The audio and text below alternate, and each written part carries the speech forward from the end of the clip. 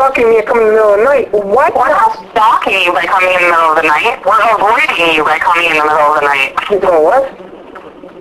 We're not stalking you by coming in the middle of the night. The guy walked into my garage. Stay out of my house, you understand me?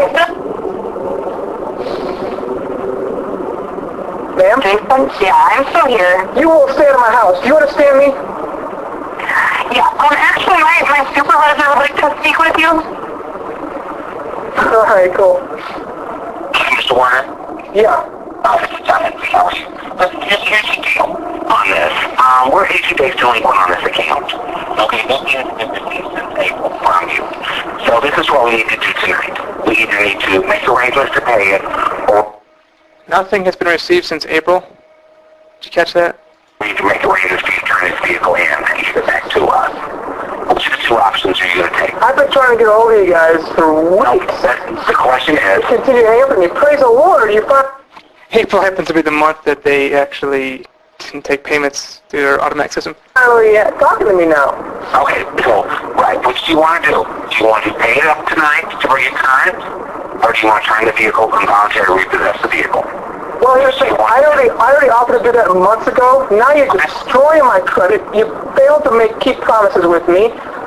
Why should I even play along with this game? You're going to come after me for all these extra late fees and interest that you're claiming that I still owe to you. What is the point of me voluntarily... When you signed your contract, Mr. Warner, when you signed your contract, you agreed to pay your vehicle car note each month, correct? And you agreed to a certain amount, correct? Yes, sir. Am I correct, yes or no? Actually, let me tell you what happened, okay? Now, you agreed to about the 5th of each month, you would pay a car payment of $457. He doesn't want to hear what happened. They know what happened. Sir, may I You speak? have not paid a car May payment I speak? since March. May I speak, sir? After I'm through, I'll Now he says March. give you the opportunity to speak. Okay? So, as of March 14th was the last payment that you paid. Your contract specifically states you have to pay every month. So we either need the vehicle back, or what we need is we need you to go ahead and Pay every month. As though I never had a car payment in my life before, and I've been missing payments somehow all my life long. And yet Fifth Third Bank approved me for this loan. They're, by the way, folks, they are a prime lending company. They don't really do subprime. bring this account current so that way you can keep your vehicle.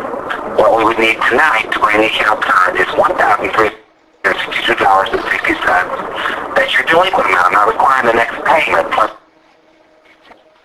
possess and then have a repossession fee to get it back plus all these back payments. Isn't that correct? May I speak? Okay, just yes or no to what I just asked you. I'm not going to answer that question. Okay, so do you want to pay it current tonight or do you want to voluntarily repossess the vehicle? Which would you like to do? You know, you guys made a promise to me What promise was that? about 2 or 3 weeks ago, which I have on recording. Okay. If you want, I can go ahead and copy it and send it to an office, wherever you want to send it. And here's what the agreement was, okay? Okay. A woman said to me, Mr. Warner, if you can make, we have the ability at Fifth Third Bank, which I see that you guys are really hurting right now. We have the ability to Their stock price was decreasing at an enormous rate in this time, second quarter 2008. That's a little background regarding that. work with our customers, and we want to work with our customers. We want you to keep your car. We don't want your car. She specifically said to me, she goes, if you can make one payment, if I know... Now, to be candid, this whole section here is just, I figured, while I've got the recording up, I'll go ahead and finish it out and, show people what the banks are doing and how they're lying. This is not so much, part of the crime of abuse and all that in this segment here and following. Well, you want to make up for what jurisdiction you have to come into my house like that. But there's something in my garage, okay? And the next day, this guy comes out and says I owe $1,900 in one conversation with $1,900. A few minutes later, he was trying to say that I owed 20. He said, right, okay. And then a few minutes later, he's saying I owed like $2,300 or $2,400. And then now you're telling me to get caught up, and it sounds like you're being more honest. I need $1,300. In reality, when he was over at the time, it was 9:05 5. I understand what the situation is. I'm very aware of the situation, and I want to make sure you guys not only get your, $457 a month, but I want to make sure that you guys get paid off in full. Okay? What is? Go ahead. Sorry. No, you go ahead. I'm sorry. Okay, so why have you not made People at Fifth Third Bank, and it's frustrating, and it's hurting me and my grandparents, because you guys call my grandmother. She doesn't need to be hearing that. Now that's been a reason, part of the reason in the last, Can we continue? My name's John. John. What spurred this whole thing was the construction. Can we continue? I have no problem with you guys calling me. Just stop hanging up on me, man. But here's the thing, okay? I've sent letters to all my creditors. You're one of them. Kevin Cabot, he's so confused right now. His head's spinning in 1,000 different directions. He's lying to his shareholders and analysts. Okay, well, let's take focus on Here's the thing. You let me talk, and I want to just do my best to shut up and let you talk now. Where are we now? Okay, well, where we're at now is we need to make payment arrangements on this vehicle. Right now. Okay, we can't continue on not accepting payments on the vehicle. Okay? Perfect. Who you loan that type of money to, he didn't pay you back. What would you do? Would you sit back and be very nonchalant about it? Or would you be calling him every day? What? Well, to be quite candid, speaking now, you certainly don't want to call somebody every single day. That's abuse. It's harassment. You have tonight. Here's the thing, okay?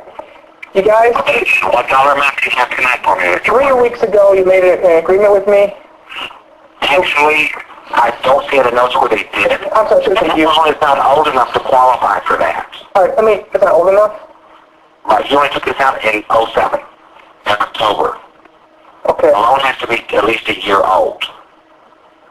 John, let me explain something to you, okay? So in here, I further explain my situation. I do understand yours, but I don't understand the hang up, which I'm exposing Fifth Third. I never did explain that to you. That's a dialer system, and I do apologize for that. But we're talking now. Yeah, but we're talking.